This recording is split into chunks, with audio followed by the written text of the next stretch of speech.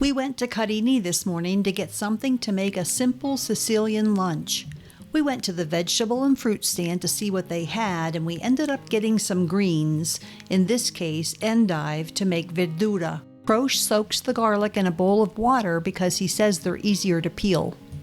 It's a very simple dish. A lot of people have the endive in the broth with pasta.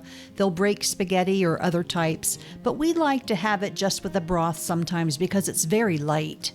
So you have to core the endive, and he is cutting it in half and then quarters and removing any brown spots. So you just remove any bad parts and then cut into bite-sized chunks, and then we rinse thoroughly in a sink of cold water, and we change the rinse water about 3 times actually. Then we use enough water in the pot to cover, and there's just fresh garlic in there with salt, pepper, and you can add red pepper flakes or peperoncino.